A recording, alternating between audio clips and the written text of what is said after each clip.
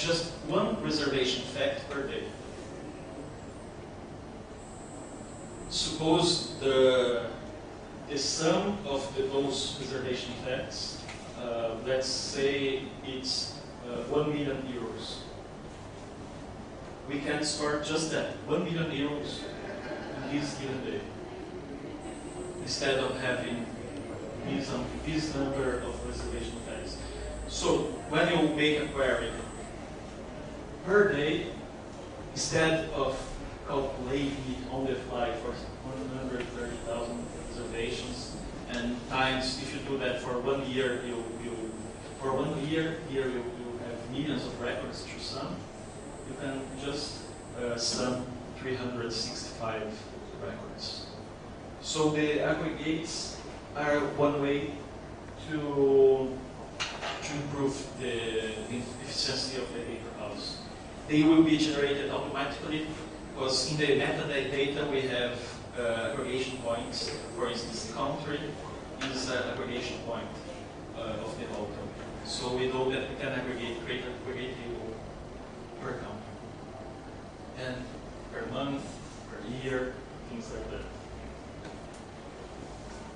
One problem is that, imagine we are talking about tens of fact tables. Each fact table can be related to 5 or 6 or more dimensions. When you combine all the possibilities, you have hundreds of aggregate tables. And the aggregate tables are only useful if someone uses it. We create this very useful and convenient aggregate here, but if nobody uses it, if they just make the call to the base table, there is no benefit.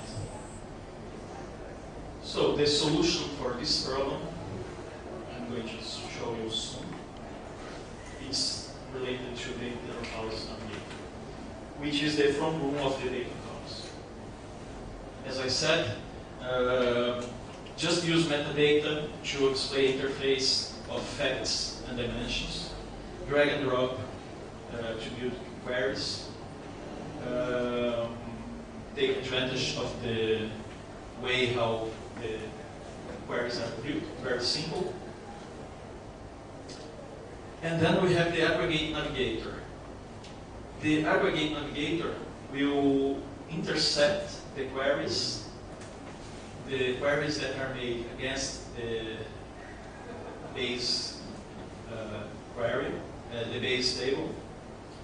So suppose you make a query against reservations, and you just ask him reservations per day. The aggregate navigator will intercept this query, look at the list of the aggregate tables, and you'll see there is one table that can provide this answer with just one record or with 10 records. It will rewrite the query and dispatch to the correct place. According to Kimball, aggregates are the most important way to improve performance. If you don't use aggregates, the most simple query you make can take minutes to complete, because we're talking about millions and millions and millions of records. So, with hundreds of aggregates that can be used to speed up several kinds of queries, if we just intercept that when the end user, the important thing here is the end user don't need to know that we have aggregate tables. He will just write the same query, and the aggregate navigator will find out that there is one aggregate to cover that, and rewrite the query. Plan. So metadata will be just described in Pro modules. I thought about using XML or something like that, but maybe just a Pro module with a clear API to describe, and possibly some subroutines to help extraction and things like that. ETL will copy from data from the source to the facts and dimensions, starting with dimensions. When the dimensions are complete, store the effects. And after the base tables, base effect tables are loaded, we can forget about ETL and use the effect table itself as source to aggregates.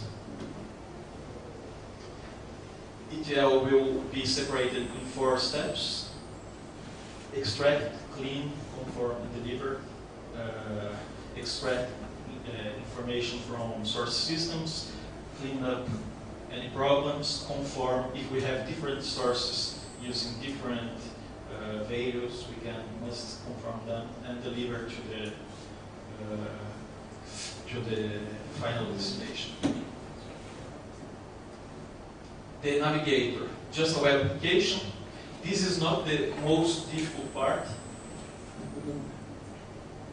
but it's the most visible.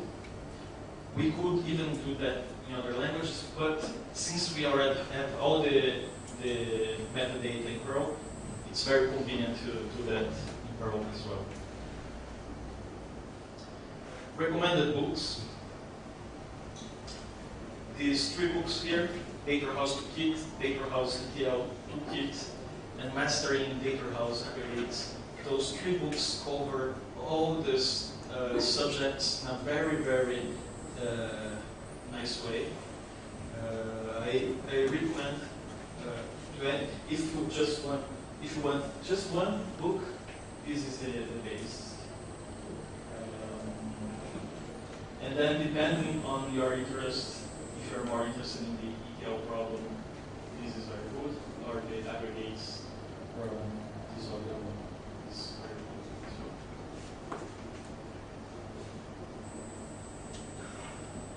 conclusion.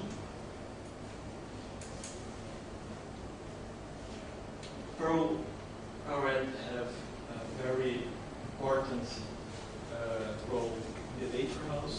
It's mostly invisible, because people just write small scripts and use it just another tool. It's hidden. We don't have right now any modules in Cygwin. I found that incredible. We have modules in Cygwin for everything, but ETL and data warehouse, which are perfect for Perl. I see we are fighting. Sometimes I feel we are fighting the wrong fights.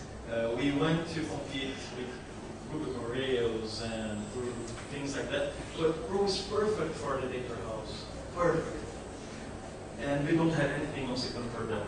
So my goal is to change that, starting with these modules. I have something, I will soon put something on GitHub and try to release those on Cygwin, because I have that. So, thank you.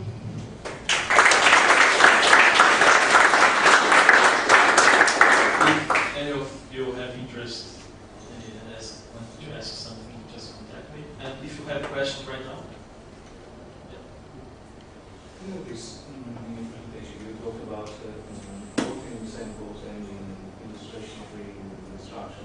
You made reference to a relational model, but from my point of view, since the operational system and the data warehouse system are completely separated, so you have no need for a transactional system or something like that, if you're not mistaken. And most of it is normalized, like choice or design. Wouldn't this be more of a case, or a classic case for employment of a document-based model, rather than a relational one? Sorry, A document-based sort of like, I don't know, HashiB, MongoDB, or something like that. Yeah, this is something very new. These kinds of database, and maybe the data warehouse technology has been built since the 80s, and those books started to be written in the 90s. the latest versions are from 2000 something. And recently we start to see NoSQL and things like that that can work very well.